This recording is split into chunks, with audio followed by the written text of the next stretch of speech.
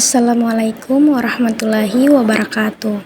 Di sini, saya akan sedikit memaparkan materi implementasi Pancasila di era globalisasi. Apa itu Pancasila?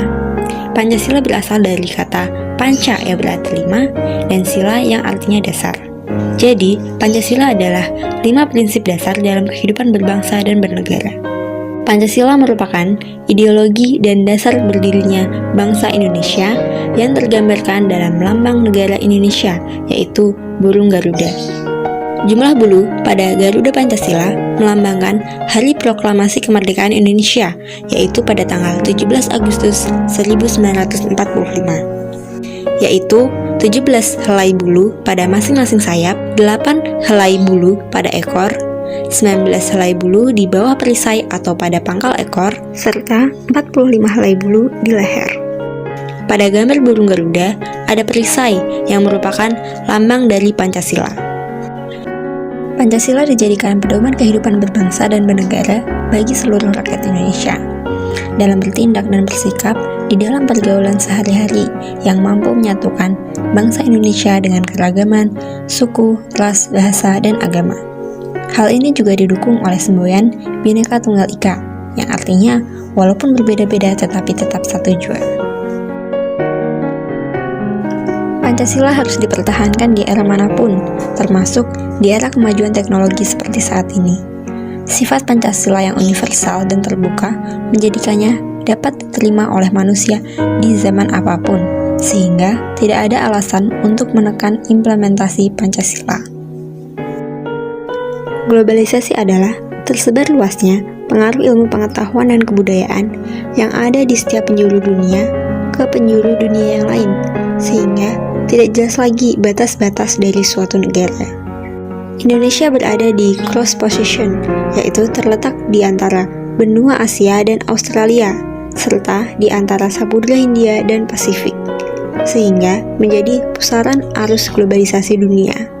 Artinya, globalisasi membawa perubahan dalam tatanan dunia internasional yang pengaruhnya langsung terhadap perkembangan bangsa Indonesia.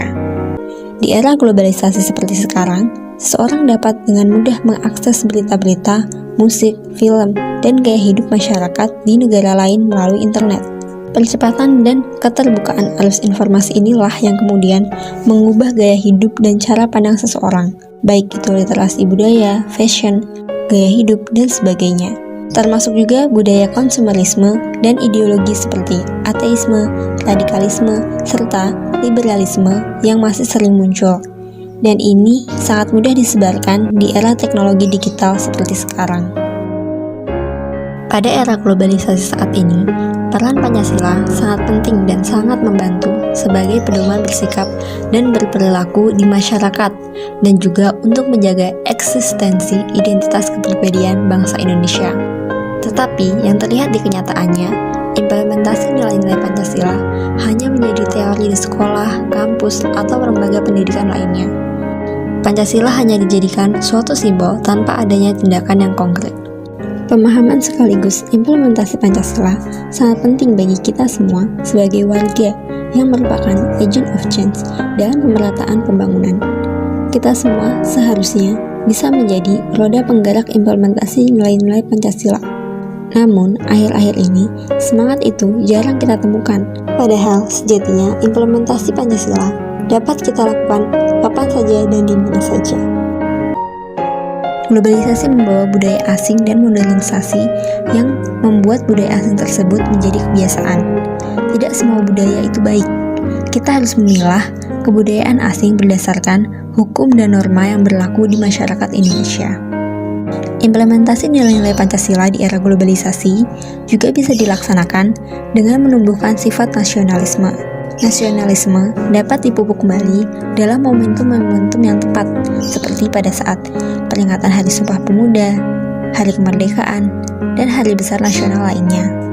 Pancasila merupakan senjata bagi kita dalam menghadapi arus globalisasi yang kian kesini kian mengancam eksistensi kepribadian bangsa. Sekian dari saya. Terima kasih. Wassalamualaikum warahmatullahi wabarakatuh.